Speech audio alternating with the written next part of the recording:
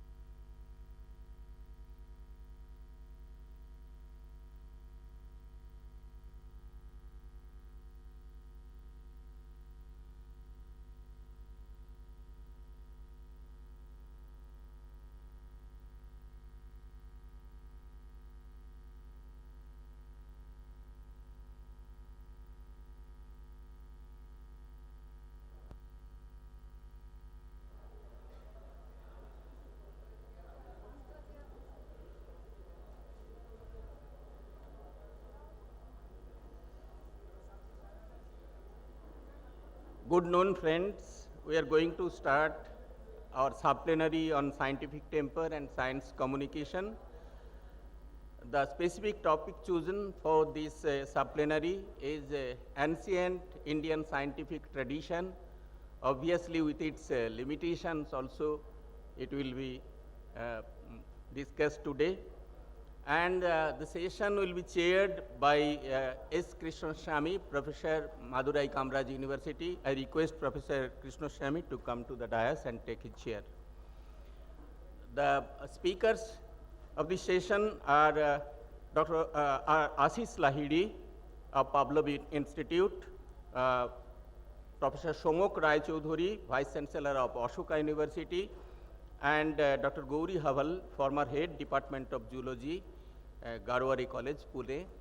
I request Ashish Da, Somok Da, and Gauri ji to come to the dais.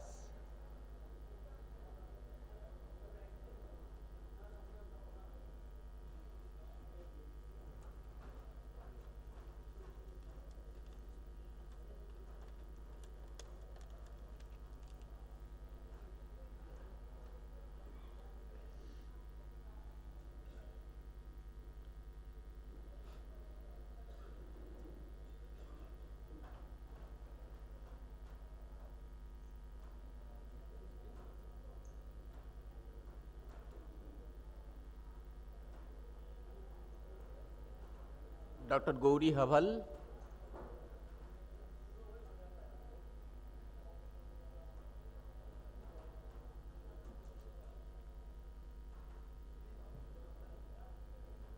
Yeah.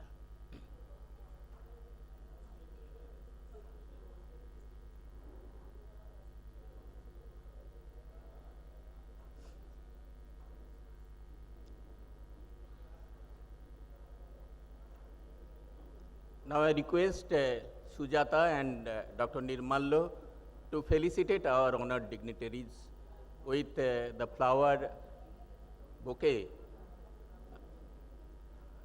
That particular flower bouquet was prepared by the lady science activists of Paschim Banga Vigyan Manch from biodiversity products.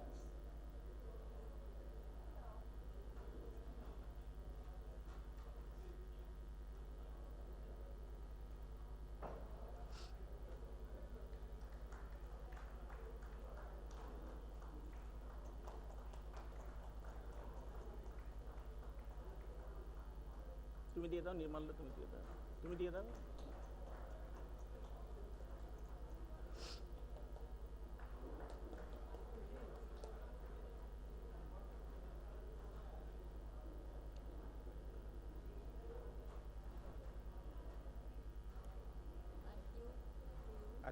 Thank you.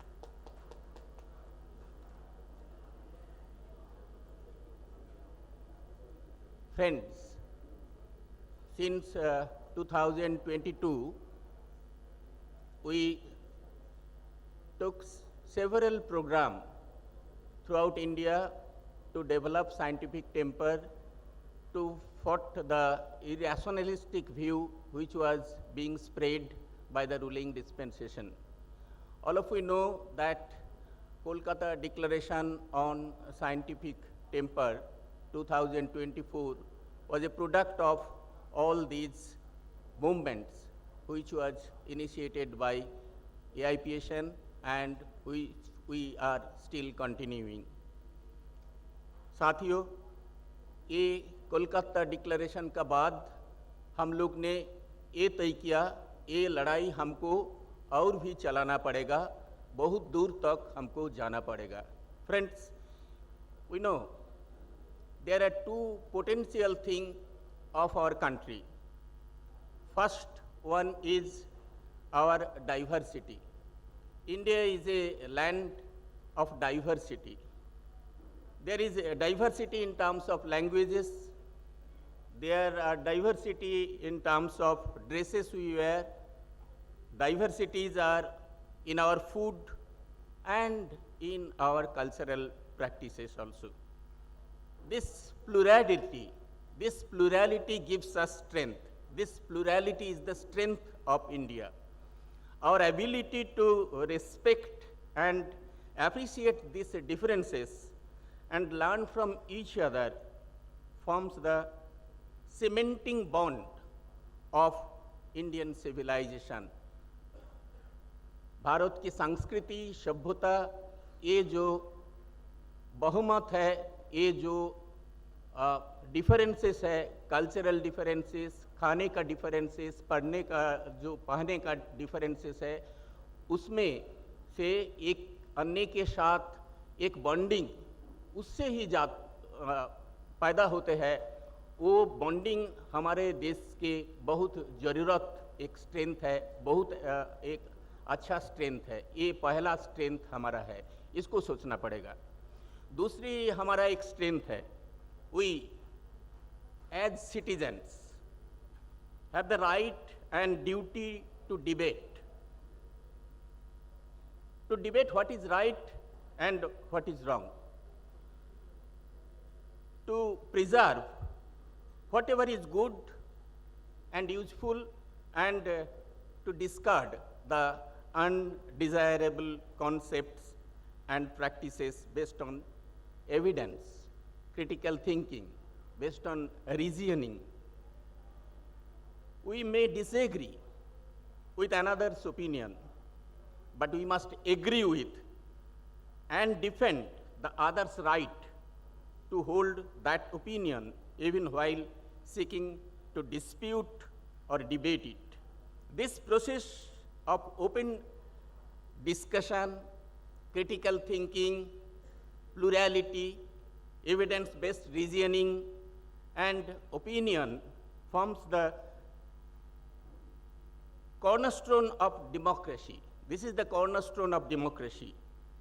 गणतंत्र का यही एक बहुत ताकत वाला शक्ति है, and the scientific temper also that we committed to do.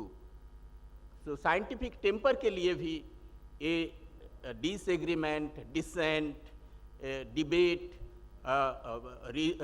critical thinking, reasoning, evidence-based reasoning, इसका ज़रूरत है. So the plurality and the scientific approach are now being threatened.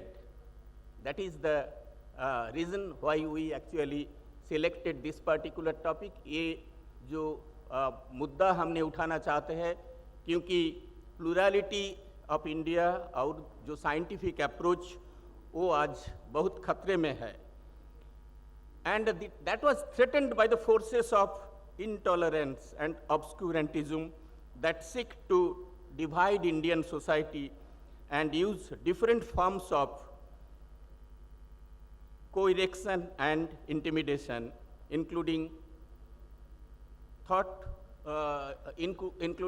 processes and including activities also by violent means to silence the dissent, to silence the critical thinking.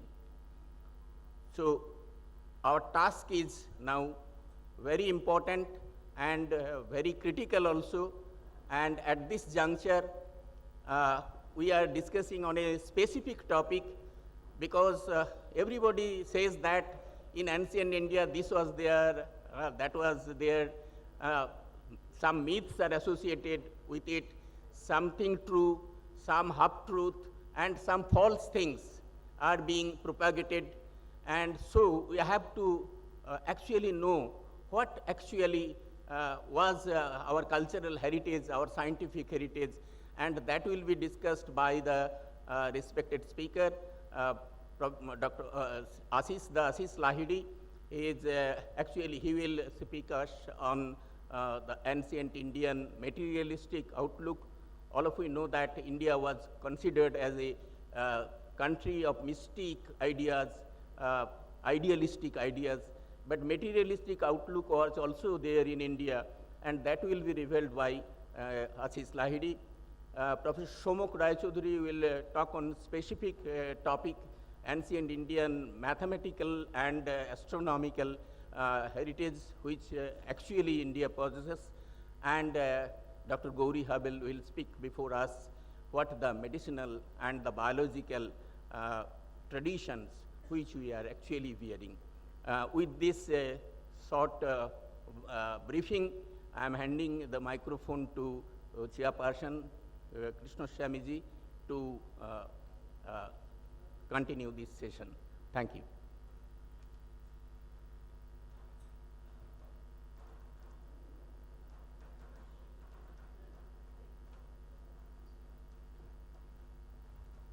Morning everyone. It gives me great pleasure to invite on behalf of AAPSN Dr. Ashish Lahiri of Pavlov Institute to deliver his discussion talk on materialistic outlooks in ancient India.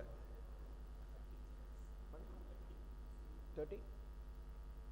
30 minutes.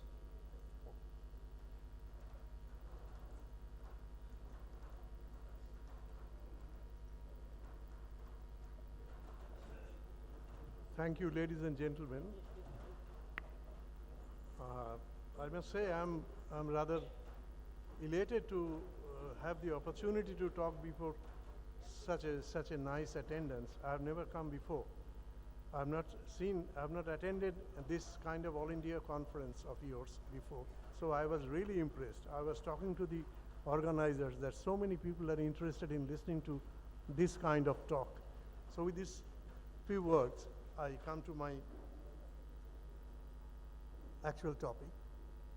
As Arunabu Babu was telling, pluralism in India has all along been there, even in philosophy.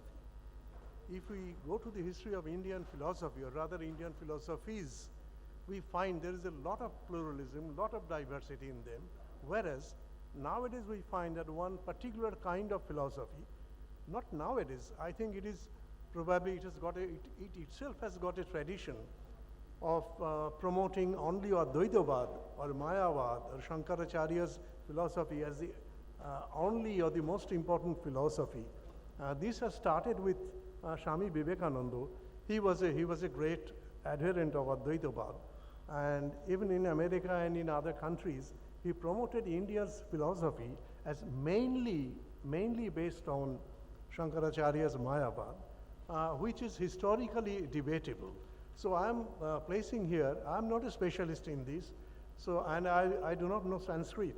So whatever I am telling, I have based my findings on the great Akshay Kumar Datta, who was a contemporary of Ishwar Chandra Vidyasagar. He was born in 1820 and died in 1886. And then we have recently lost Dr. Ramakrishna Bhattacharya, who has done a lot of work on Charvak philosophy. So based on these two, I am placing what I want to talk to you. So theism, atheism, skepticism, all these are parts of Indian philosophy, contrary to what is normally taught to us.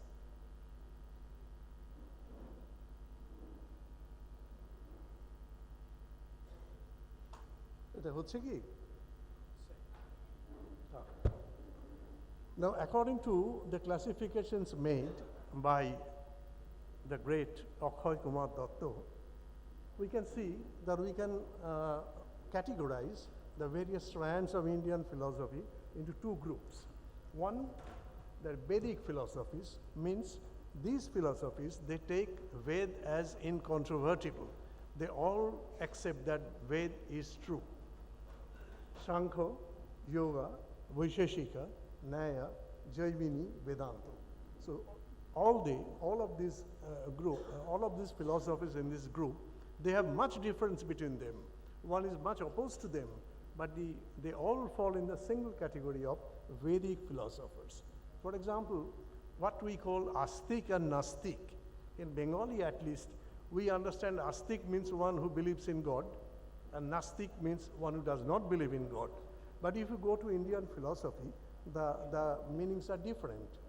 Astik is those who believe in the Vedas, who believe in the incontrovertibility, infallibility of the Vedas. They are called Astiks. So even though Sankhya philosophy, it does not believe in God, but it does believe in the incontrovertibility of the Vedas. So it falls within the Astik category. Whereas the non-Vedic philosophies, Buddhism, Jainism, and of course Charvaka or Lokayata, which is frankly materialistic. So if we just change the arrangement, we will find a different picture coming out from this. If we categorize Indian philosophies, those who believe in theism, those who do not, then we find that atheistic and skeptical philosophies, number one, Shankho, which says, once again I say I do not know Sanskrit, but I know this much, that Ishvara Siddhe Pramanavat, because of lack of proof, the existence of God is not permissible. That is what was written by the Shankho philosophers. Then Vaisheshika.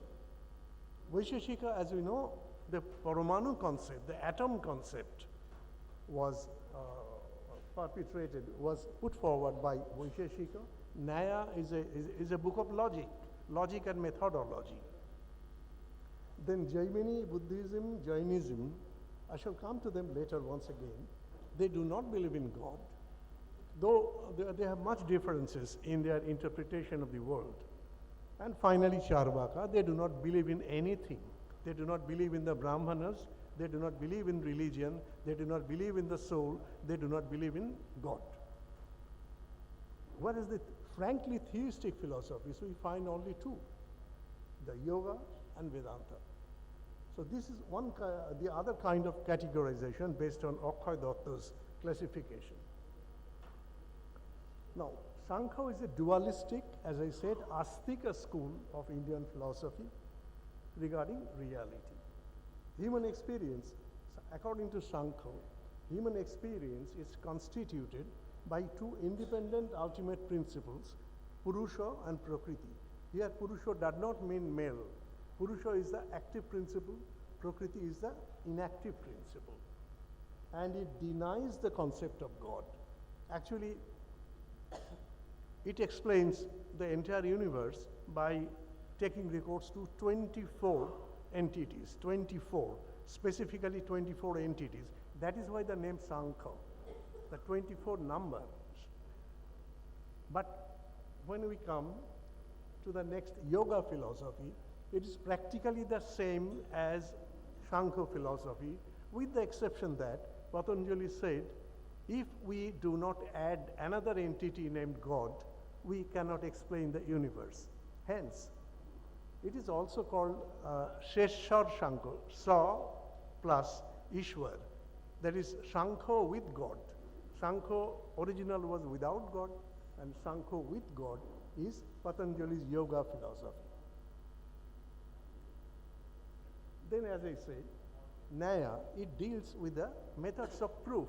What is logic? We know they have identified 4 kinds of proof. Number 1 is perception, pratyakha. What you feel, what you know, what you see with your eyes, taste with our tongues, like that. Then there is anumana. You infer something. You do not see the thing, but you can infer something by seeing others. So this is the anumana or inference. Then analogy.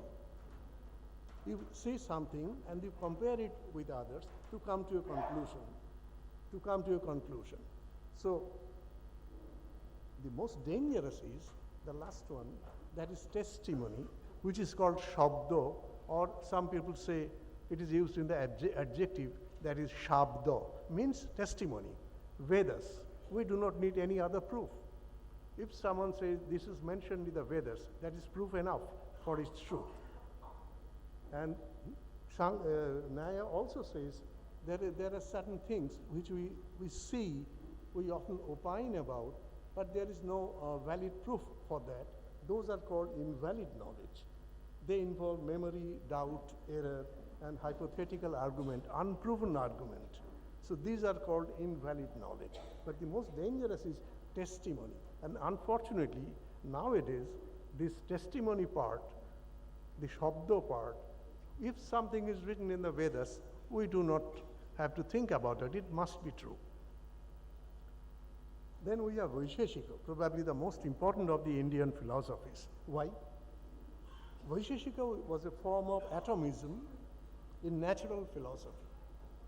it postulated that all objects in the physical universe are reducible to paramanu, param plus anu, which is the ultimate particle, paramanu.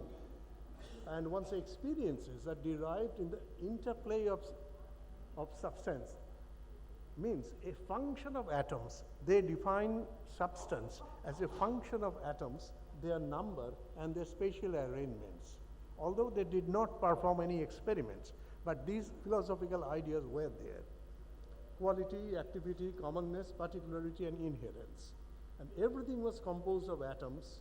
Qualities emerged from aggregates of atoms, but the aggregation and the nature of these atoms was predetermined by cosmic forces. Nowhere God is mentioned. And they even say that atoms are the ultimate reality. There is nothing beyond the paramanus, no concept of God. But all these things changed, mind you. During the Middle Ages, all these philosophies were changed and the concept of God was imposed on them. But in the original form, they did not bring God to explain nature. Mimamsa. You know, Akshay Kumar Datta, he gives he translates into Bengali one passage from Mimamsa. In the passage it is said that someone is praying to God Indra. There is a yajna and someone is praying to God Indra that, oh Lord, you please come and you reside in this ghata, this pot. And the Mimamsa philosophers, they are ridiculing this by saying that if the Lord Indra comes, he will not come alone. He will be seated on the Airavata, such a big elephant. And if that big elephant resides in this earthen pot, what will remain of that? Now this kind of ridicule was there in the Mimamsa darshan. So they did not deny the ultimate God, but they did not believe that God, they did not believe in the gods. That is, prayer is unimportant. You cannot bring down something which is not there in the universe. You cannot bring down God, Indra, to fulfill your desires. This kind of ridicule was there in Mimamsa philosophy. Then the great Vedanta. Advaita Vedanta, particularly, there are many forms of Vedanta, but the most popular is Shankaracharya's Advaitavad, Mayavad. Advaita Vedanta espouses non-dualism and monism. Brahman is held to be the sole, unchanging metaphysical reality and identical to the individual Atman. So there is Atman, there is a Brahman. The physical world, on the other hand, is always changing, an empirical Maya or illusion. The world we see, this hall, these people, this mic, all these are Maya. Only when we will wake up, our internal knowledge will tell us that all these are non-entities. Brahma, if you read the Brahma Sutra, it's clearly written that reality is not reality. Only reality exists in Brahman. And this Brahman is unmanifested, abhyakta. It has never been manifested. So these are the major 6 streams of what we call Hindu philosophy. About these 6, after discussing in detail, pages after pages, the great Akshay Kumar Datta summarizes his findings like this. He wrote in Bengali, and unfortunately his book, as yet, has never been translated into English or any other Indian language. So people outside Bengal, even inside Bengal, very few people know about this great man. Someone should take the initiative to translate these writings into English so that it can be read by so many other people outside Bengal. So Akshay Kumar Datta says, none of the formulators of these 6 philosophies, means Sharadarshan, of these philosophies have accepted an auto-creator of this world. Shankha of Kapil is atheism, plain and simple. Patanjali, no doubt, believes in the existence of God, but he has characterized God as only the maker and not the creator of the world. And he defines what is the difference between a maker and a creator. A creator creates something out of nothing, but a maker makes something out of the ingredients already available. So Patanjali defines God, who already has before him the ingredients for making the universe. He is not the creator, but only the maker. According to the systems of Gautama and Kanada, that is Vaisheshik and Nyaya and Vaisheshik, material atoms are eternal. They have not been created by anyone else. Ancient Mimamsa scholars have categorically denied the existence of God. And Vedanta says, note this world has never been created at all. It is unmanifested, has never been created at all. The phenomenal world is nothing but an illusion. So how does the question of a creator arise? If you believe in Vedanta, you cannot believe in God. Because there cannot be any creator if you believe in Vedanta. Because the creation itself is not there. Then who was there to create it? The entire universe is unmanifested. Brahman is unmanifested. So who created Brahman? Unanswerable question. On the more positive side, there are certain physical concepts that were identified in the various Indian philosophies. We have already talked about the Paramanu, Param Anu, that is the ultimate particle. Then there is a beautiful concept called Sanskara. Translated into English, the concept of Sanskara is almost literally, it echoes Newton's principle of inertia. It says that if a moving body, the moving body moves out of an impulse which is within it, and till that impulse is there, it will not change its course. It will not change its velocity. This is called Sanskara. This is almost akin to concept of inertia of Newton, but of course there is no mathematical proof, nothing. These are all philosophical concepts. Sanskara. The great Somarendranath Sen, in his Vigyaner Itihas, written in Bengali, he has explained this very beautifully. Then in the Vaisheshika Nyaya, we already find the concept of force. Gravitation. Gravitation, Vaisheshika Nyaya, it expounds on that, and more specifically Bhaskaracharya, the second Bhaskar, he details this principle of gravity, but he never did any experiment. He did not go for the mathematical proof. He did, as Meghnad Saha said, he did not show the orbits are elliptical. But he still, the concept of gravitation was there with the Indian, some traits of Indian philosophy. Then Skandha is very important. It is for Jainism. They define Skandha as a conglomeration of paramanus, means molecule. Skandha is a conglomeration of atoms, so it is a molecule. The most peculiar and rather difficult to understand is what is called Pudgala. Pudgala is the plasma state of matter. Why I say they did not understand what plasma matter is, but as they define the various kinds of matter, this concept comes out. I have already talked about this, I am not going to. Now, since time is less, should I read out this? I think I better skip this. Time is much less. I have quoted at length from D.P. Chattopadhyay on what is atomism and motion, the Buddhist ideas. I am skipping this. I am directly coming to Charvaka philosophies. Charvaka, as we know, it was actually a group. Charvaka was not one individual. As Dr. Ramakrishna Bhattacharya and before him, Devi Prasad Chattopadhyay, both of them worked on this. And they showed that they were so militantly materialist. They did not agree, or rather they opposed, very vehemently opposed the Brahminism in all its aspects, its social aspects, its philosophical aspects, the rites and rituals perpetrated by the Brahmins. They even ridiculed the Brahmins that when a child is born in a family, you have to call a Brahmin priest for the Annaprasana and other things. When that child, if it is a Brahmin child, when that child grows up, you have to call a Brahmin to conduct the Upanayana ceremony. When he marries, once again you have to call a Brahmin. And even when he dies, you have to call a Brahmin to conduct the Shraddha ceremony.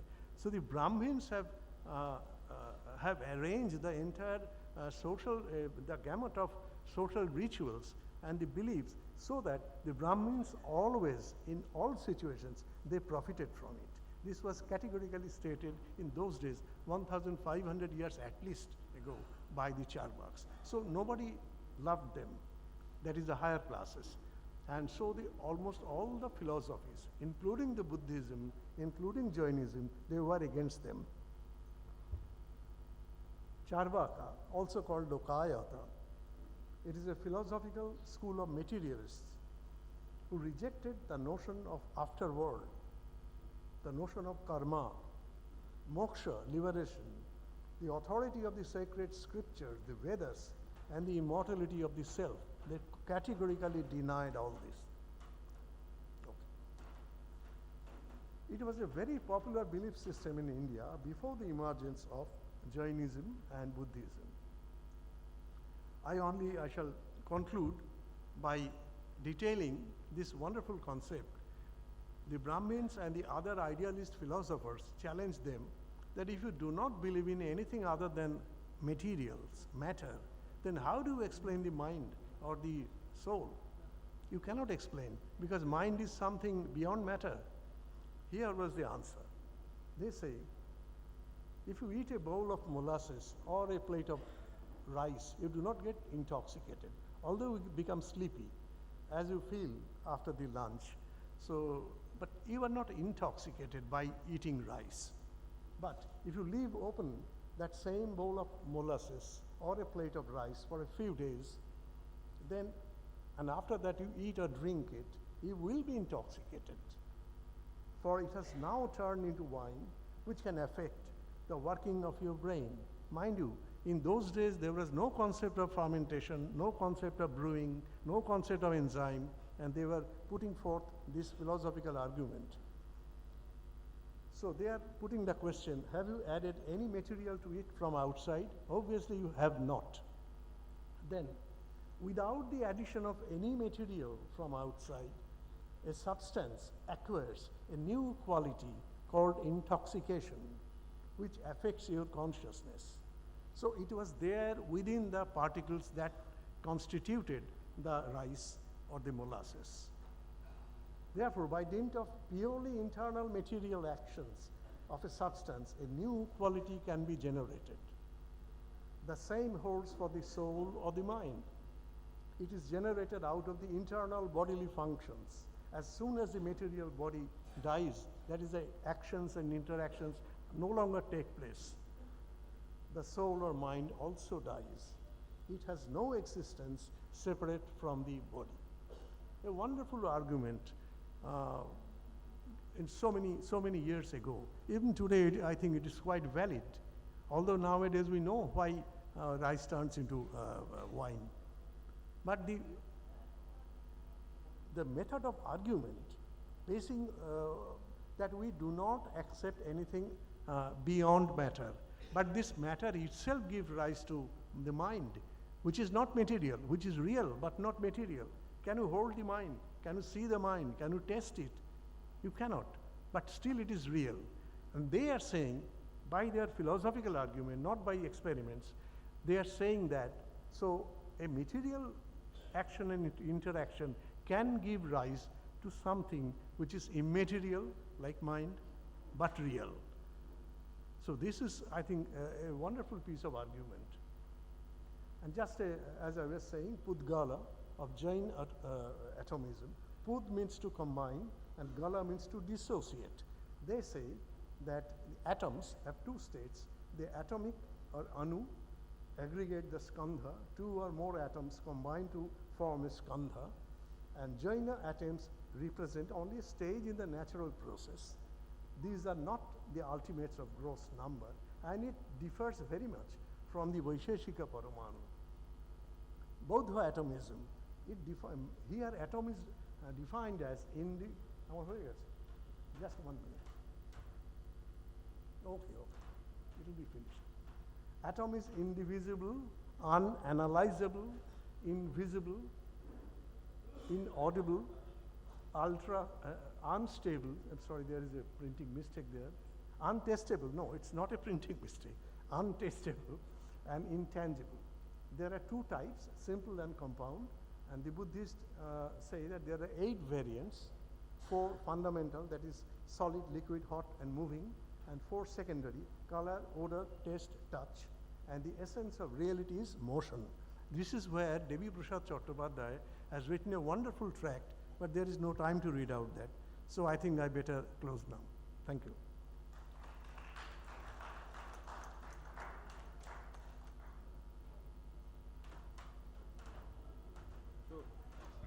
Thank you, Dr. Ashish Lahiri, for that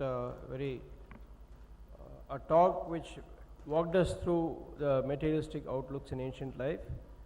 And I'm sure there are many questions around, but we'll take the questions at the end after all the 3 talks are over. And I request you to keep the questions so that we'll take it up.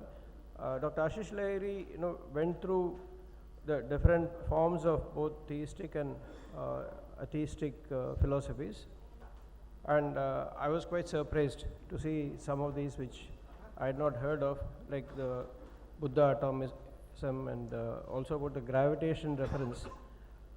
I'm sure these are things which have been hidden there, and I also have a question for him about the other forms which existed in non-written forms. We'll take it up at the end.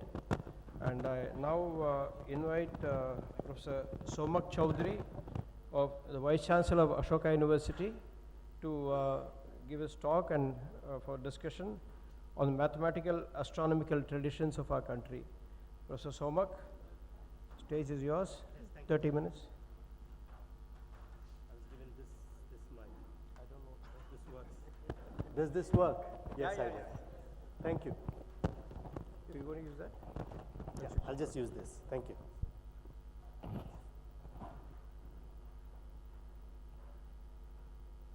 So I thought of talking about mathematics and astronomy, and to motivate why I talk of them together in the context of ancient India and our tradition of science. That in the previous speaker also spoke of the fact that it's often claimed that everything was there in ancient India. This is a field in which there was quite a lot that was devised in the Indian tradition. And what I'll try today to do is to motivate you the reasons behind it and the kinds of achievements that we had. I can't really talk about everything, but I thought, from my previous institution, Ayuka in Pune, I thought I'd show you at the beginning 2 images of what is there in the central courtyard. And you can see we have this amazing statue of Newton representing Western science, done in a very Indian way, sitting under a banyan tree, staring at an apple, wondering where it came from. And across the courtyard is this statue. It's not clear? I'll use this one.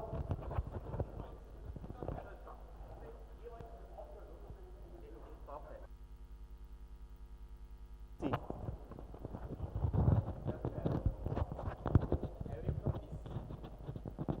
Maybe I'll stand there. Does this work?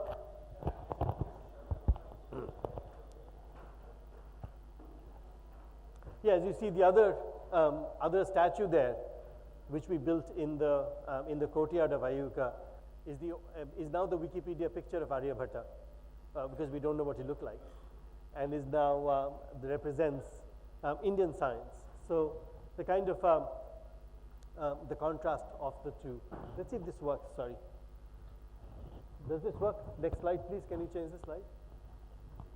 I don't think this works. So I think generally what we should worry about when we talk about science in the context of a civilization that has been there for thousands of years is that there are three categories in my mind of science. One can calculate, one can collect a lot of experiences, put them together and seek some causal connection between them.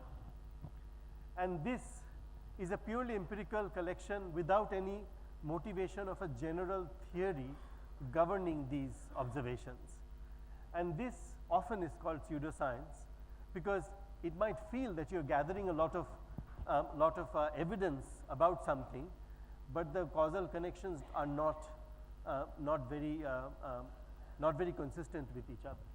And a lot of what we call science, as has been outlined in the entire meeting here, there will be a lot of people who will talk about phenomena that we would call new pseudoscience.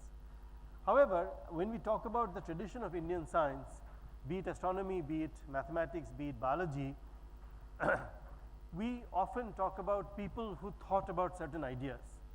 We heard about the Vaisheshikas, where Kanada and others thought about the smallest particles, the Paramanu of matter, or even the idea of things falling towards the earth and calling it the theory of gravitation. These are wonderful ideas, but in my mind, these are episodes on incomplete episodes of science.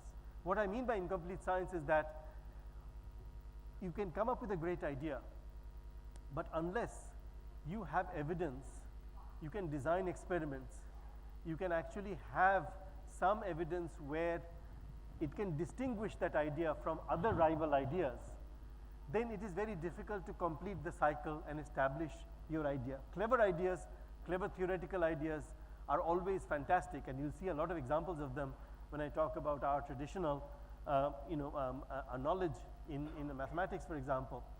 But once you come to a stage where you cannot establish it, the science remains incomplete. And that is why, for example, we attribute the discovery of the concept of the atom to Dalton and people who actually did experiments to establish the existence of atoms, and before that, in doing the periodic table, talk about what kind of variation can be of different kinds of nuclei in atoms. And that is one of the reasons why ideas don't constitute science. There has to be continuity to a stage where, to quote Manmohan Singh, the time of the idea has to be right, where you actually have the technology to establish the evidence of the science.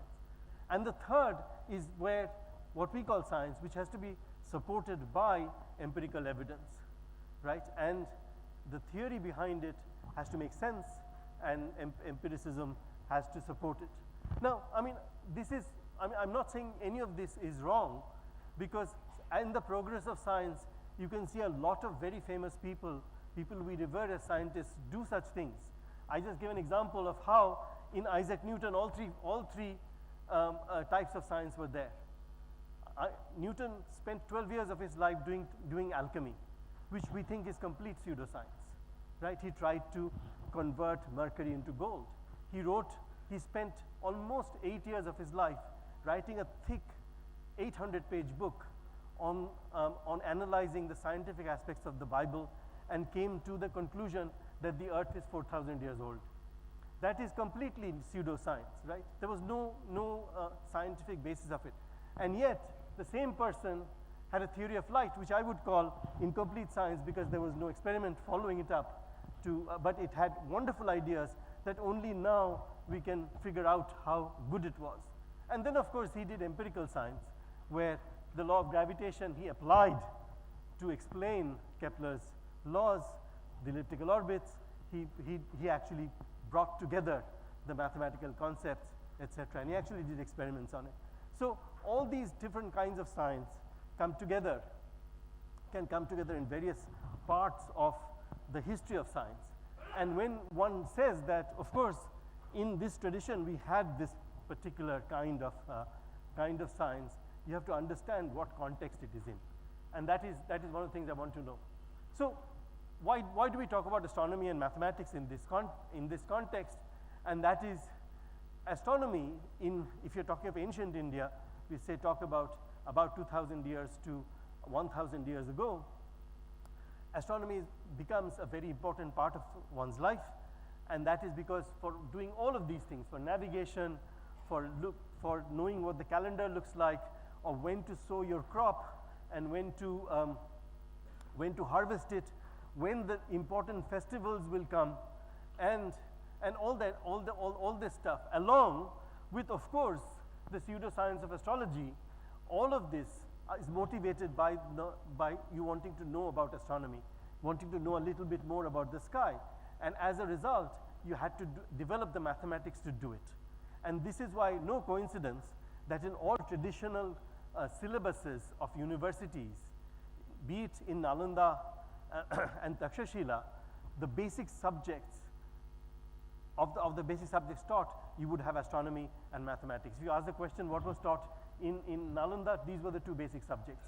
If you ask what did Newton learn in Cambridge in the 17th century, you will find that of the 5 or 6 subjects that he had to learn at university, mathematics and astronomy are two of the major subjects. And this is because it relates to our life. I took this from one of my colleague Mayank Vahyar's talks, which I think is very interesting, because Varahamihira defines what an astronomer is. And here shows how to actually, what you mean by an astronomer. Nowadays, when you talk about astronomy, it's probably very different from what an astronomer represents science and a very mathematical aspect of science.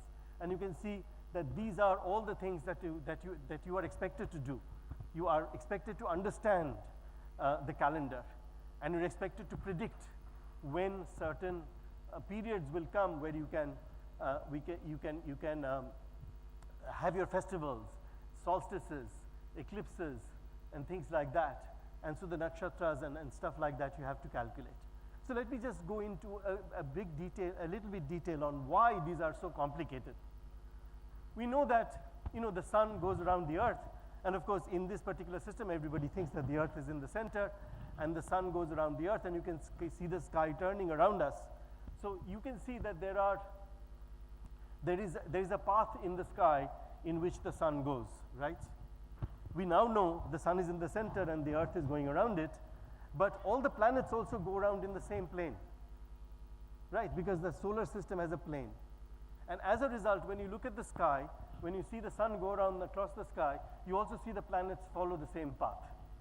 And Indian philosophers and scientists had picked this up and thought that this would be a very, very important path in the sky, right? And so a lot of Indian tradition of mathematics and astronomy is based on that path, which is called the ecliptic. That becomes very, very important. And this is true of the Southern European and Middle Eastern astronomers as well. Of course, these traditions were connected at that time. As opposed to, you can see other astronomies in the world. For example, Chinese astronomy actually describes the whole sky in great detail. They pay attention to the whole sky. The Indian tradition pays attention mostly to the ecliptic. And that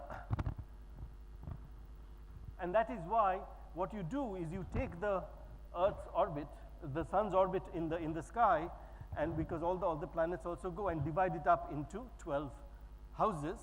You call them the signs of the zodiac, and these are the signs of the zodiac. And so you can see as the Earth goes around the sun, you can see the sun is in some house, and you divide it up into each month is then governed by a house of the zodiac, and that you have to understand when the sun is going to come into this house, which are essentially the 12 parts of the ecliptic, and this requires mathematics. Then you further complicate it by you have the 27 nakshatras, which are also the star patterns that are around the same ecliptic, right? You divide it up into 27 different houses. Actually, in some cases, even Avijit comes in, so 28. Now, so if the sun goes around the earth in 360 degrees in a year, so each of these 27 nakshatras would then have a period of about 13 degrees, which is 360 divided by 27. And so that defines one part of a particular part of this ecliptic, right? So when you're trying to find some instances of time, for example, you were born at a certain time, so you find where the sun is or where the moon is, in which house of the zodiac or in front of which nakshatra, you have to calculate that, right? Or actually, the lunar month, which is kind of 29.5 days, is divided up into 30 different parts called tithis, and these tithis then correspond to about 12 degrees. So either you have the 13-degree division or the 12-degree division. It depends on different traditions of astrology or astronomy. You have to actually find mathematical ways of finding how and when the sun is going to be there all through the year. And this kind of mathematics requires a lot of, this kind of calculation requires a lot of mathematics to be developed.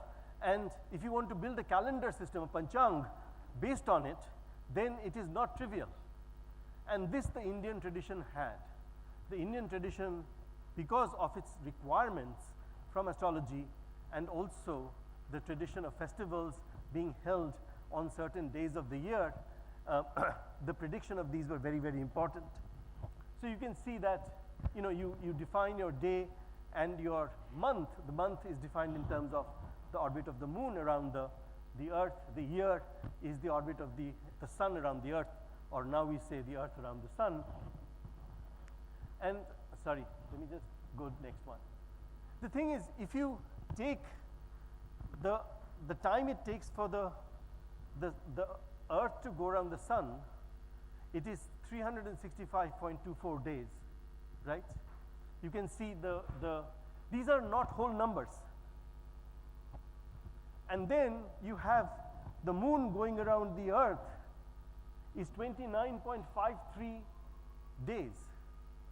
It's not a whole number. And these ratios are not very simple numbers.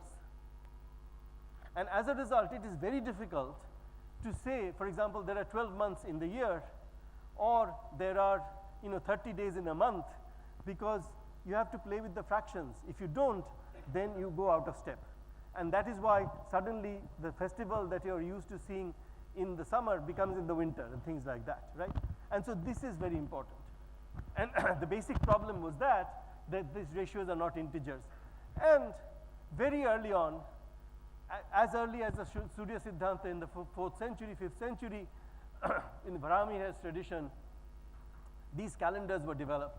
So we have the solar calendar, and so you see all the traditions all across India. And you can see the Tamil calendar, the Bengali calendar follow a tradition of the solar based on the sun's orbit. Then, of course, you have the purely lunar calendars, which are based on the phases of the moon. But the problem is, of course, there is this mismatch between the size of the month and the time that it goes around, the moon goes around the earth. And that's the Islamic calendar. And then you can put the two together, which started from the Surya Siddhanta, and now, of course, is standardized in the Indian calendar, which combines the lunar calendar, the solar calendar. And in order to make sure that they all match up, because those integers, those fractions are not whole numbers, what you have to do is you have to sometimes add a month in between, right? And so you have to do this roughly once in 3 years, because if you look at the different kind of mismatches between them, these fractions work out such that if you put an extra month every 3 years, actually it's more than that. People then figured out that if you look at you need 7 extra months in 19 years. This was all worked out in Surya Siddhanta. And so we have our calendars which follow this Adhik Mas idea, where you put an extra month in there, right? And this is done differently in different calendars. And the ones we follow now actually have this Adhik Mas in there. In the Gregorian calendar, that doesn't happen, but they do it in a different way. So if you look at I think the tradition of Indian mathematics with astronomy was motivated by by this idea that we have to understand what is happening in the sky, and we have to predict things so that we can, essentially define the events of the year. And of course, there was the astrological motivation. A lot of these people, even in the medieval ages, if you're looking at Kepler and people like that, Copernicus, they were astrologers. They believed in astrology. But that motivated them to develop the mathematics for astronomy. And this is happening in the case of Aryabhatta. So Aryabhatta, working in the 6th century, very clearly knew that the source of light in the solar system is the sun. And everybody, including the moon and the planets, they have reflected light. So this kind of awareness is already there. However, the question of how the sun produces that light is not resolved until the 20th century, right? But the awareness that is there. And then, as a result, by looking at the different relative positions, Aryabhatta was able to figure out a system of transits, eclipses, etc., and what kind of geometrical positions would be needed. This has now, of course, been standardized, the calendar I'm talking about in Meghnad Saha, the Saha Committee calendar, which is the national calendar, which actually takes into account a lot of these things. The fact that we know that the sun's speed is not the same in the orbit around the Earth, or the Earth's orbit around the sun, from Kepler's laws, etc. That comes in to a much more modern analysis of the calendar, which a lot of it was addressed in the tradition, Indian tradition, because people actually could measure the fact that the sun is going around at a different varying speed, and that adds to the quantification of the calendar. So, going from antiquity, we are talking of the megalithic era, you can see all these amazing monuments that were built. In England, you find, in the UK, you find all the henges, the stone henges, etc. In India, there are at least 3,000 megalithic structures that we know of, from 3000 BCE up to the post-Christian era. And they're all, for example, in southern India. And these were essentially based to start making measurements of the position of the sun on a certain day, the place of the sunrise, and things that contribute to our understanding of the calendar. So that tradition was already there of building these mega things. And astronomy plays an important part right from the Vedas, where of course the idea of the difference between the lunar and solar months was already there. I would concentrate on some of these systems that we hear all about, and try to figure out what they were trying to do, and whether their contribution to science as a whole that we know is as important as it is often thought to be. And the answer is yes. I mean, there is so much to be proud of in the tradition of Indian mathematics and astronomy. I think we tend to focus on some of the wrong areas, which we try to not see in the context. You think of, as I said, Aryabhatta knew that the sun has its own light, and then understood that the eclipses were shadows. This is something Plato and Aristotle are talking about in the Greek system 500 years before that, but Aryabhatta's ideas actually lead him to actually try to mathematically calculate and try to predict when the eclipses will happen. He also tries to find out what certain the various periods of time will be in terms of the orbit of the sun and the moon. He wrote a whole book called Kalakriya, in which he tried to make sense of the different systems of time that exists in the Indian tradition till then, of the yugas and the various and in terms of the sun and the moon. And he does a lot of it.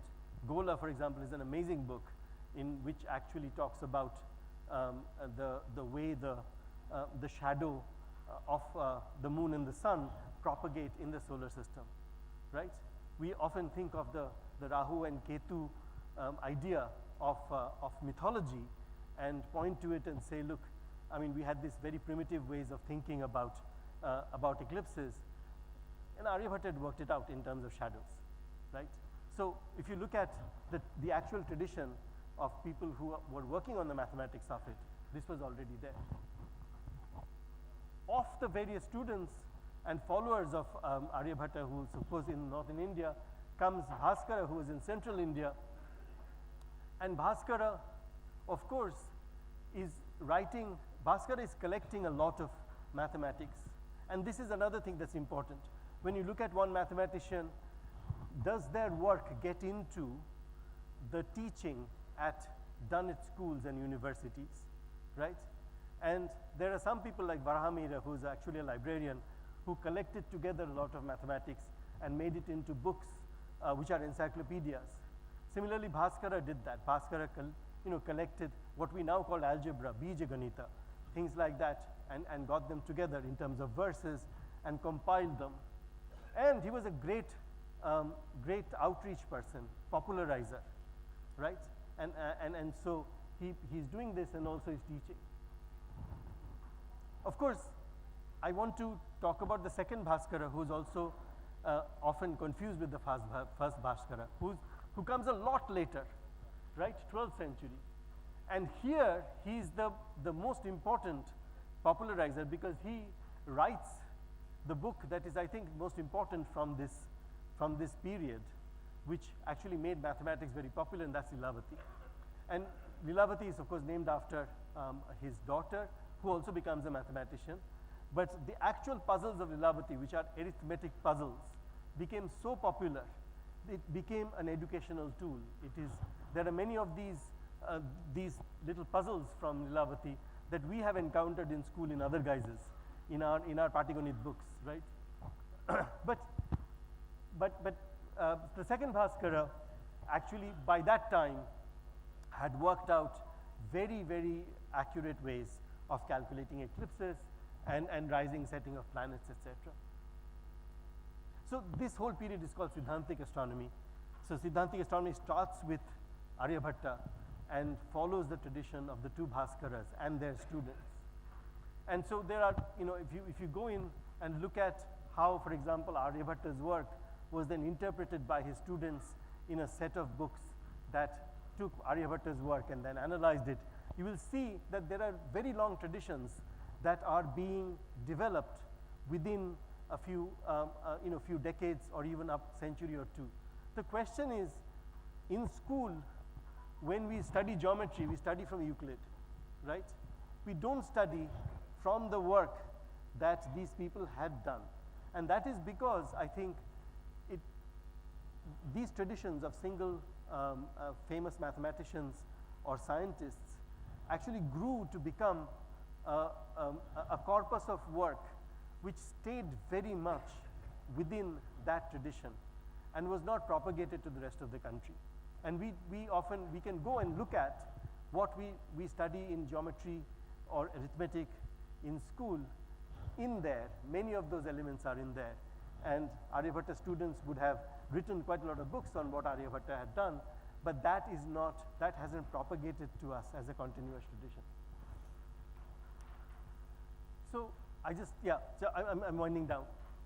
What I wanted to say is, in this tradition, I want to give you one example of somebody who actually stood out in the crowd, and that is Madhava. In Madhava's school, of the Kerala school near Thrissur, essentially, he had developed a very amazing way of calculating series, calculating the sums of series algebraically.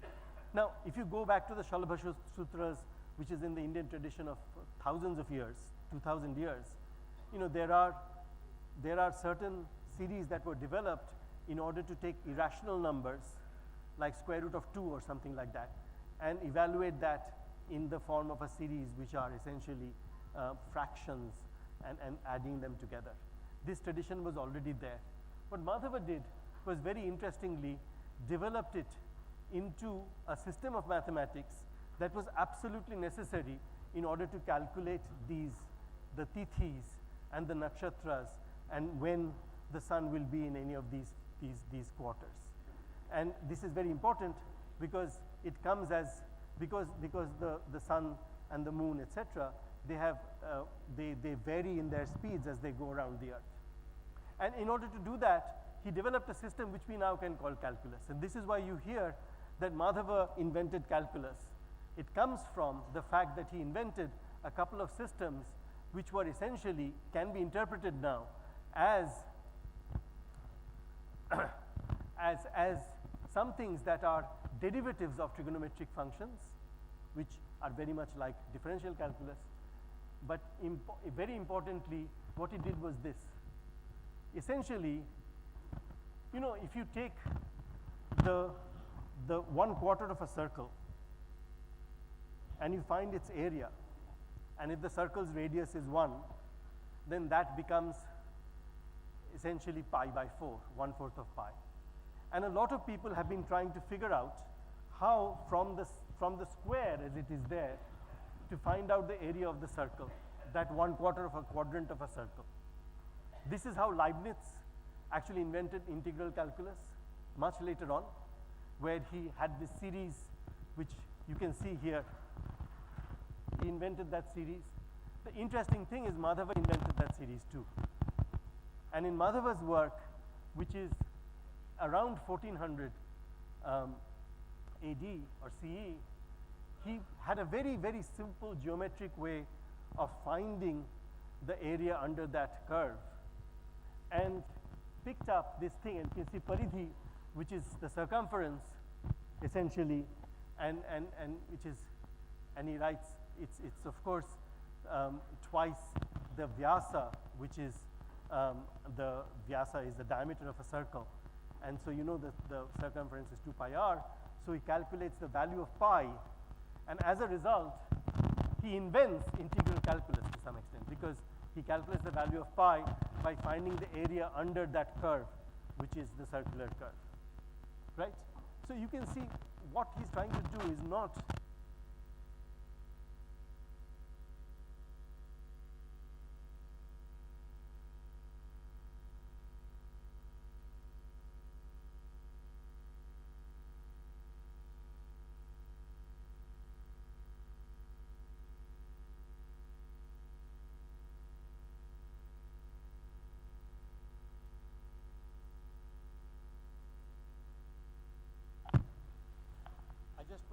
wanted to point out one more thing.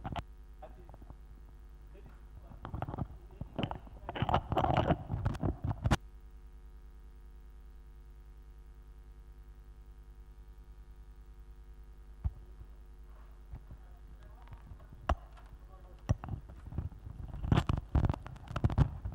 okay, let me hold this like this. I only had one more minute to say.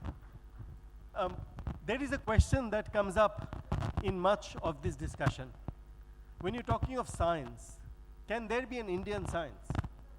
Science is universal, right? So when you're talking about Fourier series,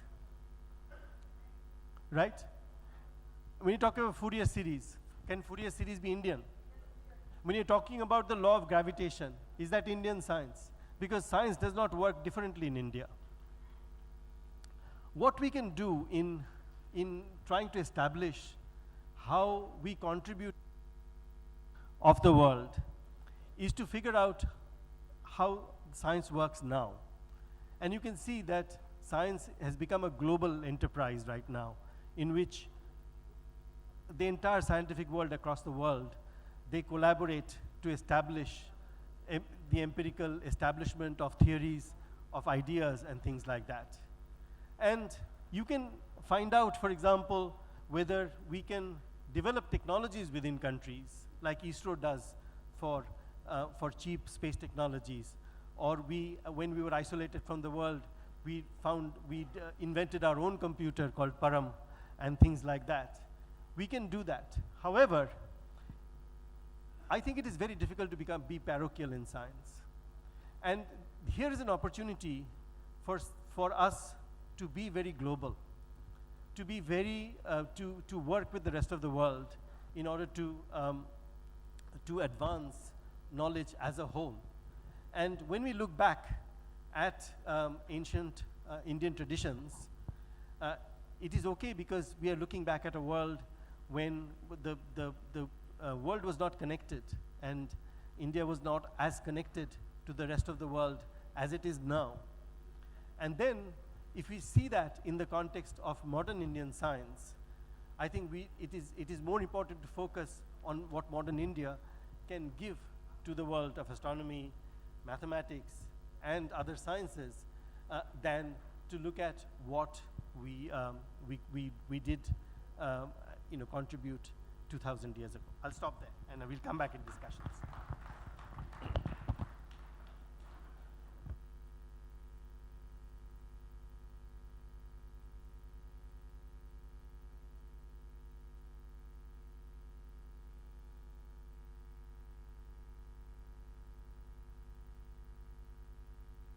Why the mic is not on?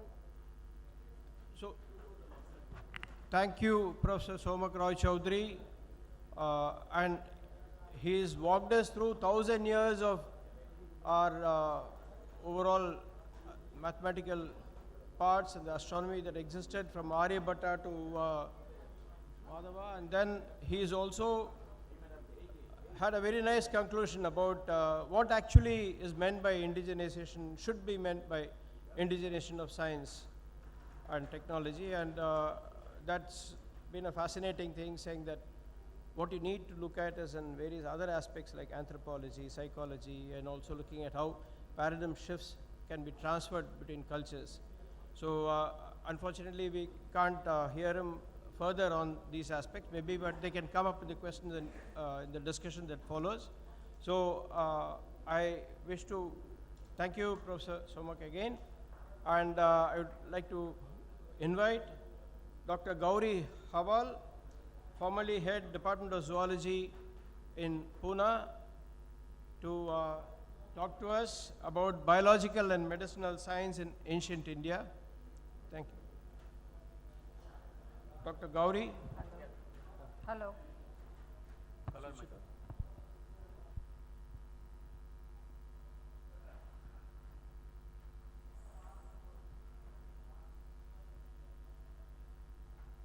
Okay, good afternoon all of you.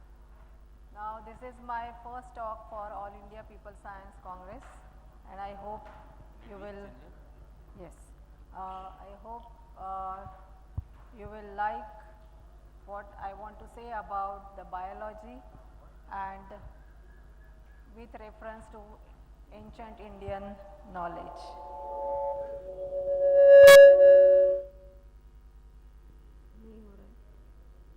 Next slide.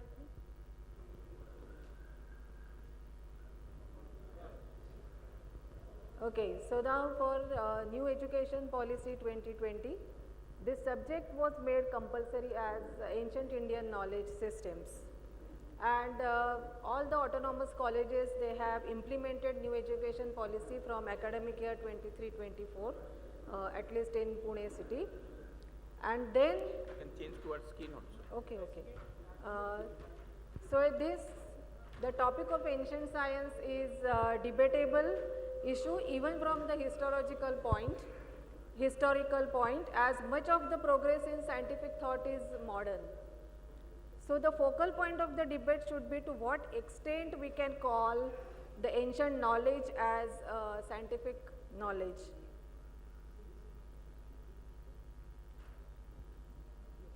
Okay, so for biological sciences or even for the life, we have to situate the discussion in historical context, in context of modern theory of evolution. It is necessary to understand the formation of Indian subcontinent. The formation of the Indian subcontinent was understood through the theory of continental drift. Now this theory was initially proposed by Alfred Wegener in early 20th century. So we have to start with the modern science and then we can go back to our ancient history. So Wegener suggested that Earth's continents were once joined as a single sub-supercontinent, and that he called it as Pangaea. Over the time, this Pangea broke and the continents they drifted apart.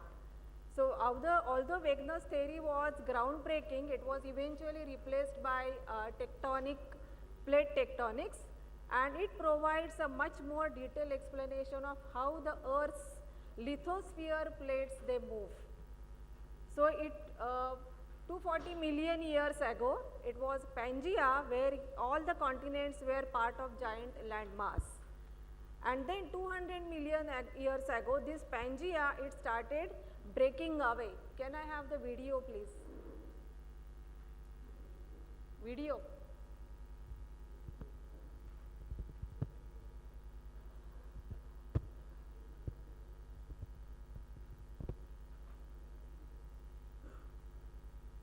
So you can see over here how the landmass was there in, so this landmass is changing continuously over the millions of years.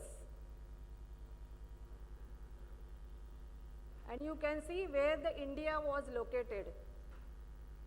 There were two major continents, one was Laurasia and another one was Gondwanas. Gondwana also separated, fragmented over the millions of years, and there was Tethys Ocean, but then Indian subcontinent, it moved towards the Eurasia, it got attached to the Eurasia, formation of the Himalayan has taken place. So this geographical position of, okay, you can go to the slides back. So this process of plate movements over millions of years, it has shaped the current geography of Indian subcontinent. And the major event being the formation of the Himalayas. After that, we will move towards the evolution of the humans, or from where the humans they arrived in India. So you can see Homo sapiens, they believed to emerge in Africa around 300,000 years ago, and they have migrated from, there were three species of Homos, Homo sapiens, and the one which we know is, so we are Homo sapiens. Before us, there were Homo erectus, and Homo erectus, they were the first one to migrate to India. Later on, their place was taken up by the Homo sapiens.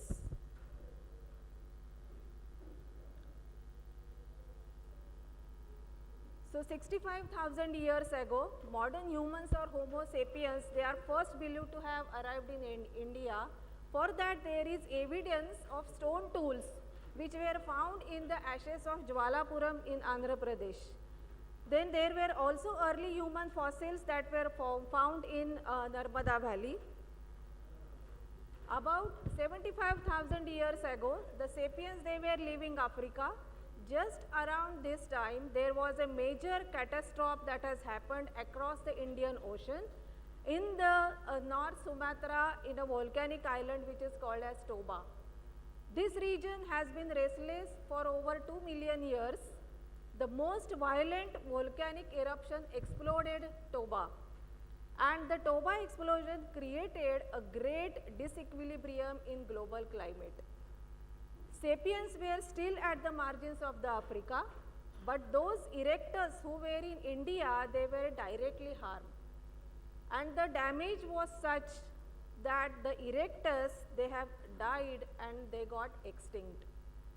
But then their place was taken up by the sapiens. Along with that, this Toba's ash blanketed the eastern and central India. A strong westward wind carried grey-white volcanic ash high into the sky, and it smothered the forest of India. Some studies, they also show that this event was an important reason even today why there are no luxuriant forests in these regions like eastern Andhra Pradesh and northeastern Tamil Nadu. One such study also suggests that Toba event is the only reason for absence of large mammals like tigers, elephants and even langurs in these specific areas. So this Toba event has made the life very difficult for the Homo erectus, and the climate change diminished the population of erectus, and it has never recovered after that, and their place is taken up by the Homo sapiens. So there is again difference in the migration pre-Toba event and post-Toba event. Pre-Toba, we can find the stone tools below the Toba's ash, and that has said that humans must have migrated before the Toba event. Post-Toba migration, probably the humans, they have taken the sea routes and they have moved from the coast of Arabia and Persia, eventually reaching India, which is one of the major settling points for the humans.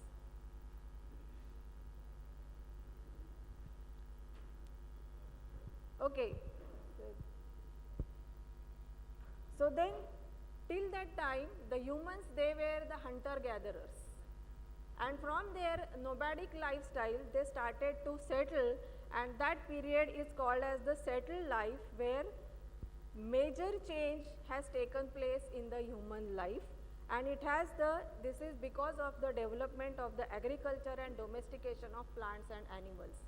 So from hunter-gatherers to nomadic style, humans, they started settling, and one of the example of this is Indus Valley civilization, and you can see here in the excavation the sites they have found in Balochistan, which is now in the Pakistan.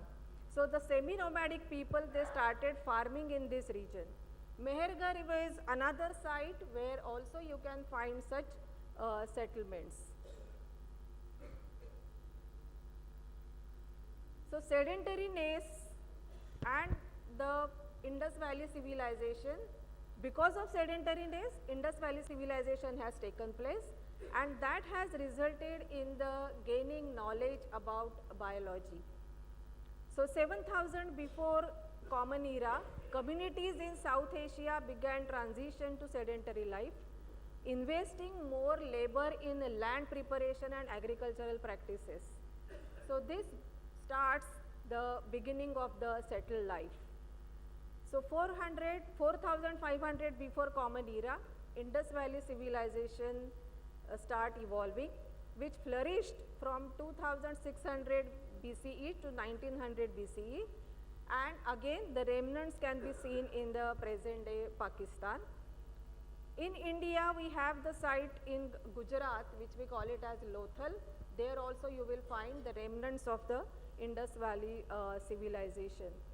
These early agricultural practices included domesticating of animals such as sheep, goats, pigs, oxen, etc., and the cultivation of grain producing plants. So this shift represents the early use of biology for human benefit.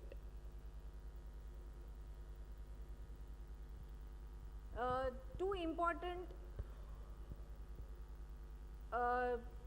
significant characters, you can say, who have played role in the ancient Indian knowledge, that is Charak and Sushruta. Charak was an ancient Indian physician and scholar who made significant contributions to field of Ayurveda. He is considered one of the principal contributors of Charak Samhita. He has written 8 volumes and 128 chapters of Charak Samhita, which was written around 2500 years ago. So it is a mix of Ayurveda and spiritual concept, but his approach towards medicine was holistic and focused on understanding the body as a whole. So he emphasized the importance of maintaining the balance between these 3 doshas, Vata, Pitta and Kapha, and believed that disease resulted from an imbalance in these Vata, Pitta and Kapha. So his treatments included to restore the balance. He also said that Yatha Visham Yatha Shastram Yatha Agni Ashani Yatha Tatha Aushadam Avidnyatam Vidnyatam Amruta Yatha. So without knowledge, if you use any of these, they will be poison. But with knowledge, the poison can also become the Amrut. So knowledge is very important. Then another one was Sushruta. He was ancient surgeon from around 6th century, and he was known for his pioneering surgical techniques, and his influential text is Sushrut Samhita. which is the key source of knowledge about surgery in ancient India. So he viewed surgery as Shalya Tantra, which is broad and important field. There are the written documents about his groundbreaking surgeries such as rhinoplasty. I think during that social system there was a system of cutting the nose to give the punishment.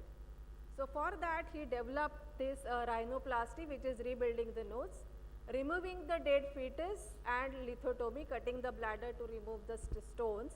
He also created innovative methods for dissecting human body to study the structure. Sushruta Samhita is based on scientific methods similar to those in Charak Samhita, which emphasizes the use of experience and reason. These are the tools which Sushruta used for his surgery. Now with the invention of, you can say, medicine, Charak and Sushruta, they have also studied different life forms and they have classified them into immobile and mobile. So immobile are the plants and the mobile are the animals and humans. So they are not considering humans as one of the animals. So humans are always separate. So most important fundamental step in any scientific inquiry is classification, and in ancient texts animals were classified based on various criteria which can help in understanding the biological knowledge. So in Dharma Sutras and other texts, classification was based on these characters, like body characters, which will include feet, teeth, nails, etc. Habitat, where these animals they are living.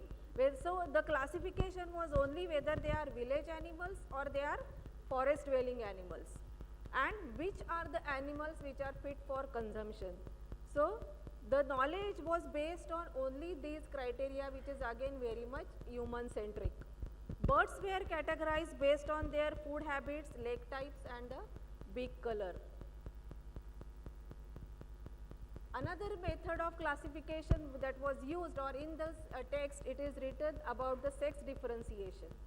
So in Rig Veda, sex differentiation is very clear, where particularly for the cattle, where Go is for the cow and Vrusha is for the bull. But this differentiation was not always consistent for all the species. Then there was confusion in the naming of the animals. For now, for the modern science, we use binomial nomenclature, but such kind of nomenclature was not observed in these ancient systems. So term Mruga is used for deer and specifically for spotted deer. This shows that while there was substantial knowledge about animals, it did not always conform the precise scientific classification that we use.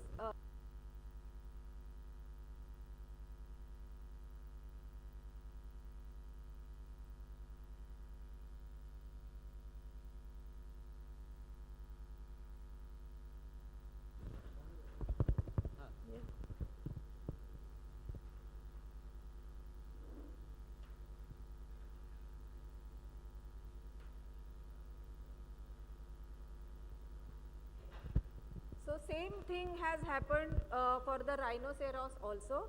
Different texts will have different names for rhino. Question about the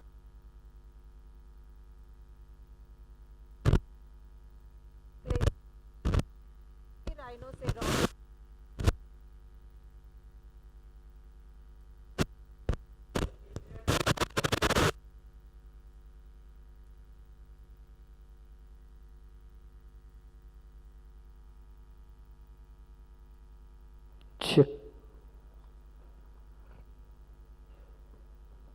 So detailed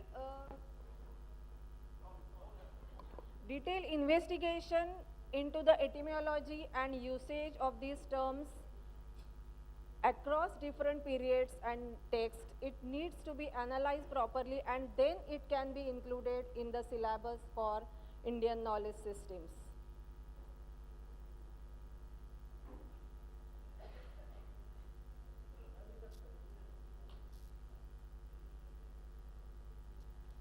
The biological diversity is also recognized by ancient Indians. So in Apastamba Dharma Sutra, there is a list of names of the animals. Then there are some of the texts, they also provide animal classification. Charak Sanhita categorizes animals into 8 groups. Brihan Samhita, Varaha Mihira offers further description about the fauna. Purana, including Bhagavad Puran, mention variety of animals. Mruga Pakshi Shastra provides extensive list of animals. Additionally, a study by Sen Sharma on the Gautam Sanhita highlights that while the text contains some references of plants and the animals, the number is small compared what is known from archaeological findings. So there are a lot of places where the archaeological studies are going on, the excavations are going on, and from the bones that were collected from these sites, and if you compare the number of different types of bones that have been collected, their number and the number which is mentioned in this text, it does not match. So these records suggest that ancient people, they used wider range of animals, but it is not there in their texts. So this gap points a lack of awareness about the extinct animals or evolutionary theory in ancient Indian thought.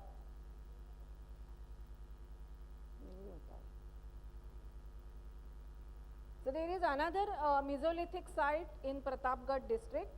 The fauna spectrum of Damdama indicate a wide range of animals being exploited by humans for different uses, for tool making as well as for food. So it did not reveal bones of any domestic animals among thousands of bone fragments.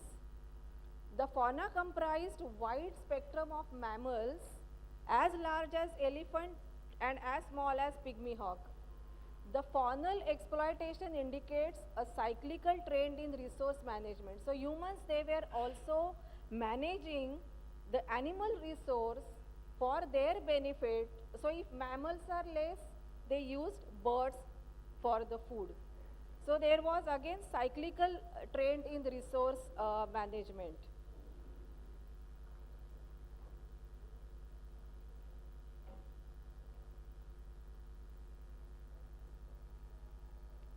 Now the story is different for the plants. There was a transmission of knowledge through oral tradition.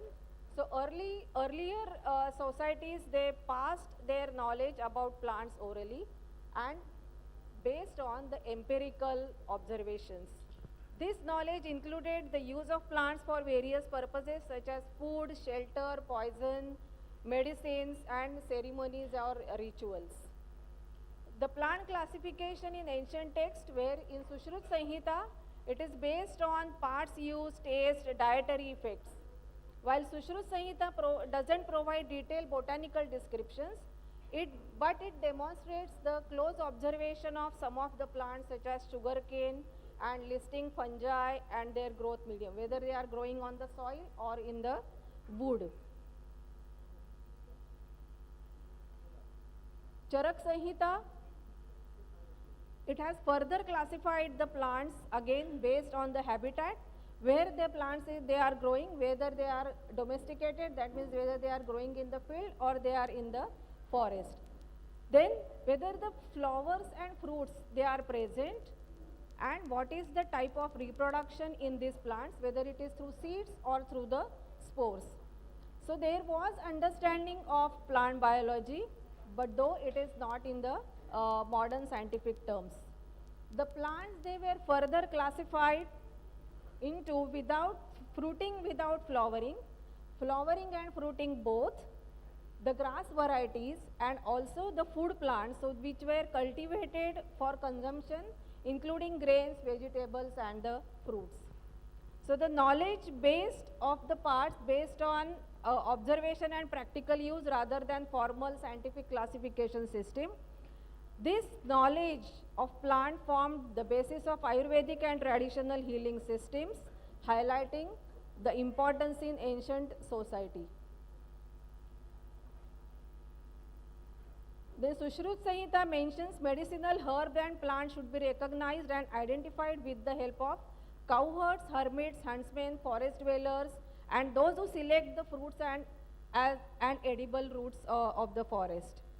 So physician, who is the main or active herb collector himself, he should acquire the knowledge of soil science as well, because soil gives taste, color to the plants. Early medicine and Ayurveda in ancient India. So Ayurveda is actually the knowledge of life. Unlike other fields like botany and the zoology, Ayurveda holds significant scientific potential, particularly in understanding the relationship between human being and nature. So there are theoretical foundations for the Ayurveda, where there is interaction between environmental matter and the body matter. The data, the ancient physicians, they have compiled the vast empirical data on the effects of foods, drinks, and other subjects on the human, other substances on the human health. Then phenomenon of life using the prana and the bhuta, where that term is also used, where they have considered 5 bhutas, which we call them as Pancha Mahabhutas. These Pancha Mahabhutas, they also, these 5 elements, they transform during embryonic development and continue to shape the human body. So like Akasha, Vayu, Agni, Jala, Prithvi, all these 5 elements, they are transforming the embryo to form the human body. The physicians, they emphasize that man and nature, they are fundamentally united. Unity of matter. So according to Charak Samhita, all substances in nature are interrelated and interdependent. There is nothing in nature that is irrelevant to medicine. So, Anaushadhi bhutam jagati kinchit dravyam asti. So, there is nothing that is not important or substance without relevance to medicine. So, this idea is again repeated in Charak and Sushruta.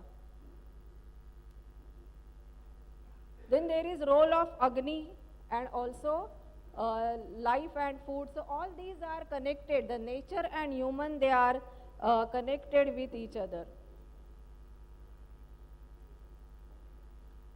So it is impossible to ignore the significance of a number of theoretical achievements of ancient physicians. They have played a great role in collecting the data of the plants, which are the medicinal plants, how they can be used.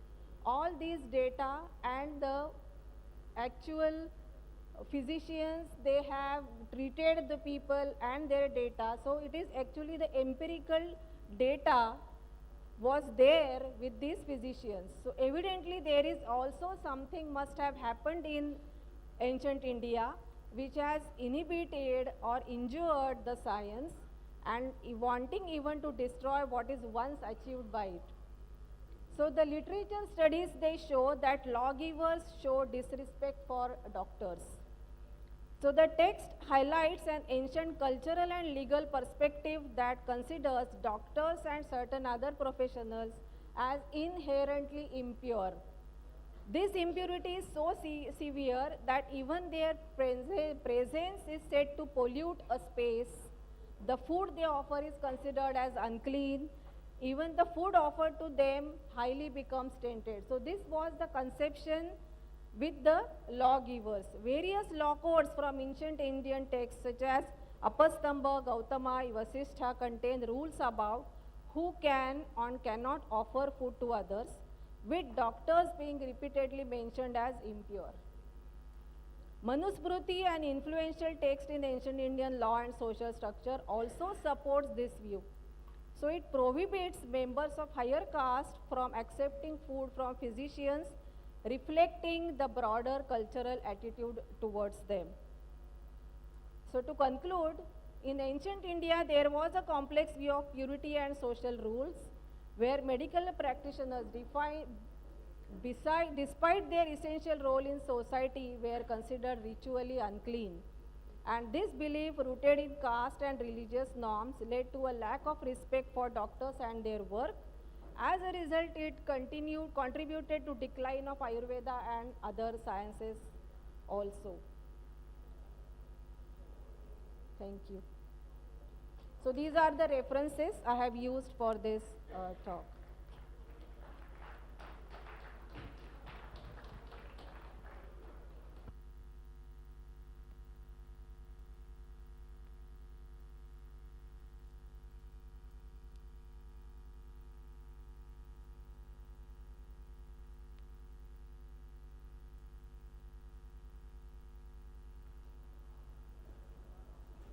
Thank you, Dr. Gauri Hawal, for that excellent exposition, starting from 3 lakh years ago, bringing us to about 2,600 years ago, and then showing how the social fabric which emerged around that time led to the decline of sciences and the Ayurveda that happened, showing how the caste system and the Manusmriti especially were major inhibitors in the process. So, and she has gone not only over the geological but also the biological aspects of various sciences. And so now, thanks to the 3 speakers for the time consciousness that we are having some time, good time for discussions. Before we start the discussion, I would request Dr. Ashish Lahiri to join us on the stage. Dr. Ashish Lahiri. Dr. Ashish Lahiri, please join us on the stage so that we can start taking questions. You around? No. Okay. So I'm sure he'll join us in some time. Let's. We have, I mean, questions across the broad spectrum that has been covered. No, I think the speakers did an excellent job of showing how the materialistic philosophies came on to the, the mathematical aspects of astronomy and others, which grew from the daily needs of human beings, and then came on to how this setup emerged in India. From the earlier from starting from Pangaea right down to the human migration for which there is genetic and geological evidence, and ending with the problems that arose which sort of led to the decline, and also the as what Dr. Somak also mentioned, the small closed area in which the mathematical astronomy operated, which didn't allow this larger expansion which happened in other places like the Greek or the Arabian systems. So I'm sure there are a lot of questions. You can just put up your hand, come over to the thing and come over. Please come over. Just for the sake of the record in which going on, it would be nice if you can just introduce yourself, from which state and name, and then go on. Yeah. Please. Yeah. No, I think this gentleman wanted thing. Sir, we became happy to see the histories of science, etc., medicine. May I ask one question? Yes, please go ahead. Sir, in our countryside, we are being failed to communicate scientific temper. As for example, before death, relatives do not came to us, but after death, relatives come and they show they instruct us both to rule with different rules. All these rules after death, which in our Hindu community are being followed. Is there any indication in all Shastras?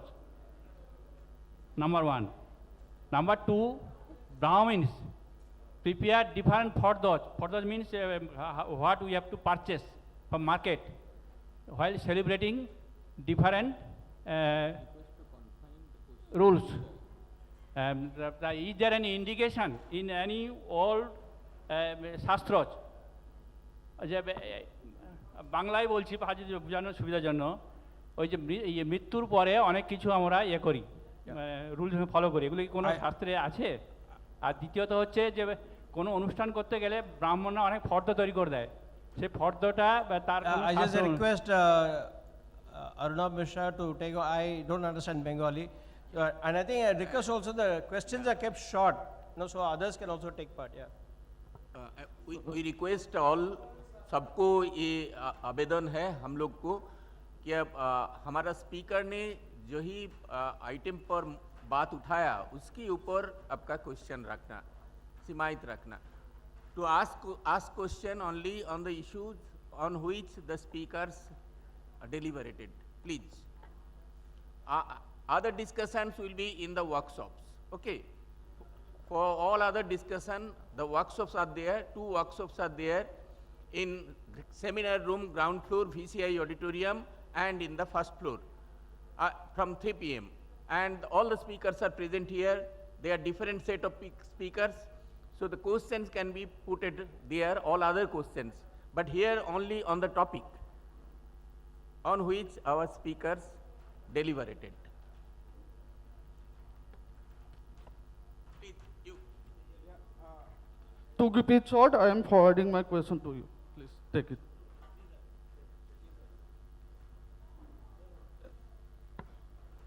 You can write your question. Hello.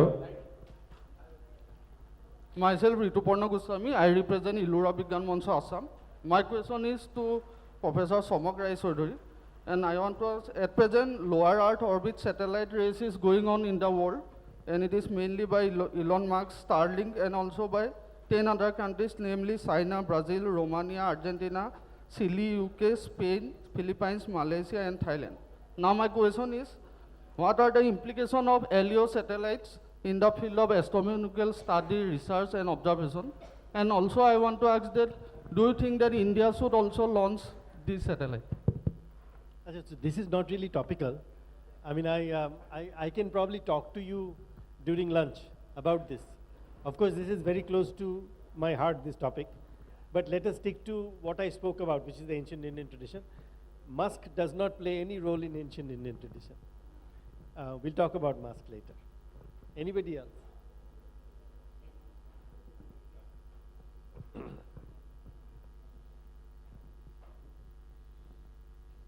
Hello, I am Dr. Y.K. Sona from Chhattisgarh. I have a question from Dr. Gauri. Thank you very much, Dr. Gauri. You had a very nice presentation.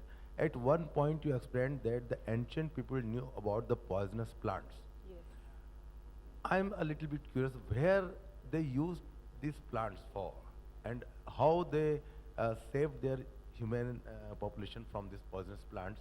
And is there any evidence of those avenues where they use these plants for, maybe for hunting, maybe for fishing? Is there any evidence of this in poisonous, how they knew that these are the poisonous plants? Yeah, I have a question. in Charak Samhita and also in Sushruta Samhita, they have made a list of the plants, and I think the physicians, they have done lot of trial and error experiments that time, because they have lot of empirical data about all these things. And they do mention that, they also say that food in large quantity becomes poison. So this concept of poison was there with them. They have specifically not mentioned which plant is poison, but they knew the concept of poison. So anything in large quantities become poison. That was their concept.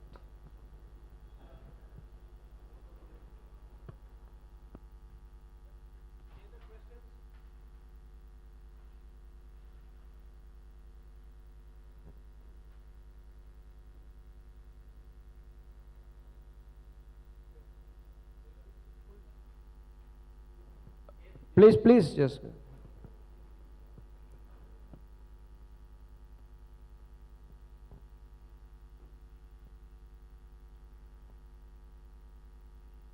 This is a question to Professor Sonak Rai Chaudhary.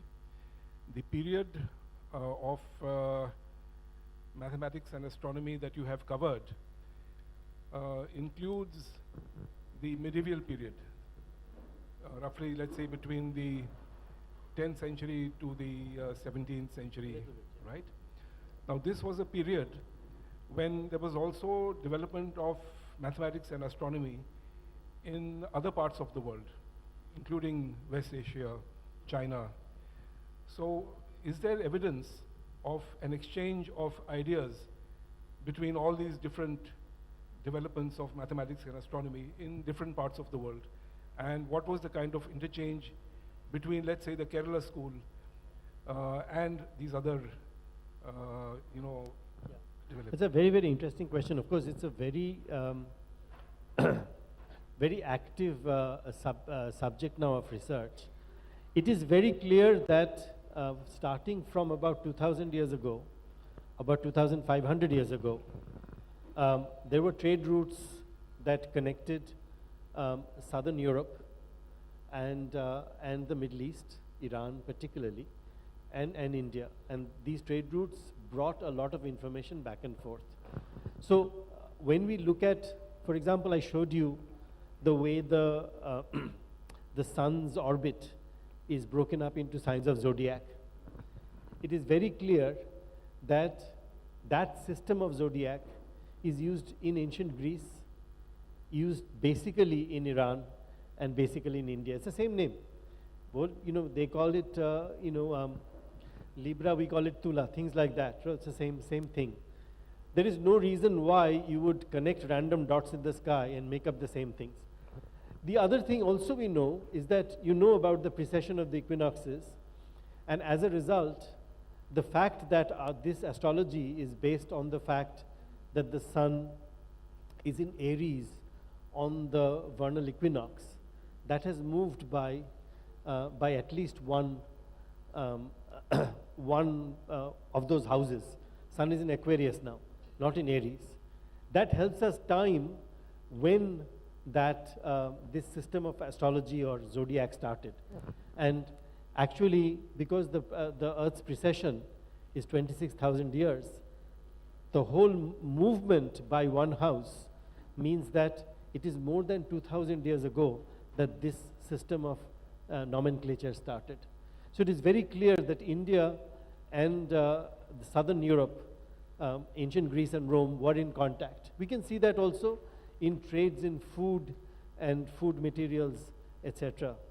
Now, more importantly, during the medieval period, when Europe went into an intellectual decline in terms of no new ideas were coming out, religion was very dominant, and as a result, thinkers in science were suppressed.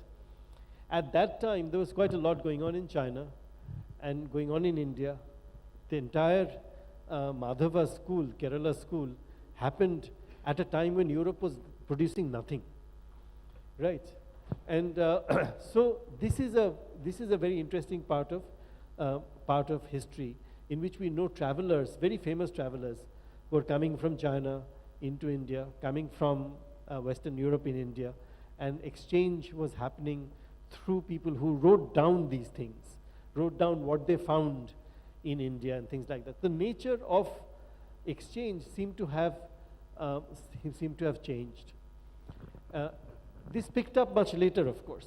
Picked up much later, 17th, 18th century, there was quite a lot of intellectual contact.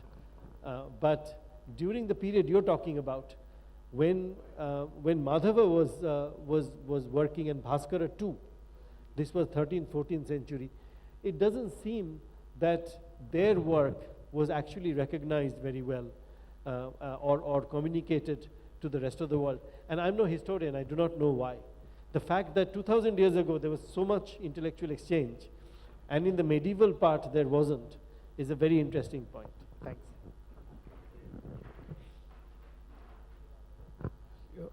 Thank you, Professor Vela.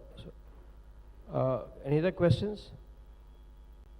Okay, so I think we will also be meeting at the workshop in the afternoon. That's going to be one in Hall 3 on Calcutta Declaration about the scientific temper, and another one on the room 1, VCI meeting room, about women in science and the Indian perspective. The three speakers here, Ashish Lahiri, Professor Somak and Dr. Gauri have walked us through the entire spectrum of the Indian knowledge system, showing what actually is there, and by implication what is also not there, and thereby showing how the current thrust of the Indian knowledge system that is being pushed through the NEP is actually focusing on what is not there, and what is actually there is being completely left out. We know why, because what is actually there shows a materialistic outlook on life, and shows that human beings are human beings who live daily lives, and therefore the science develops through their interactions and not by some divine thing that is thrust upon us. So I think the speakers have done a wonderful job for us, and really would like to thank the speakers again on behalf of AAPS and on your behalf also, and I do join us all in the workshop again. And so just before concluding the session, I would like to make two announcements on behalf of AAPSN. One is that AAPSN is bringing out a newsletter in English and Hindi called People's Science in English and Jan Vigyan Samachar in Hindi. These two newsletters, we are circulating a poll in WhatsApp through your states, and I think you would please try to get hold of the poll, click on the Google form and go through the questions and submit. It will help us make the newsletters better and how it can reach you better. And the other thing is, we have also have, if you walk around, you will see, thanks to the organizing committee, AAPSN, they put up posters having 4 QR codes, right? These 4 QR codes, one gives you the social handle of Facebook, the other gives you the social handle of YouTube of AAPSN, the third gives you the Instagram handle of AAPSN, and the fourth gives you the Twitter handle of AAPSN. Do scan them, do join these social handles so that our reach is increased. So this you should do on a personal basis as well as all your personal contacts. This is not restricted to the AAPSN audience only. It has to go beyond AAPSN. If AAPSN digital social media has to make an impact against all the junk that is being circulated on social media by you know whom. So thank you again for the speakers, and with this we can conclude the session, and do join us at the 2 workshops. Thank you.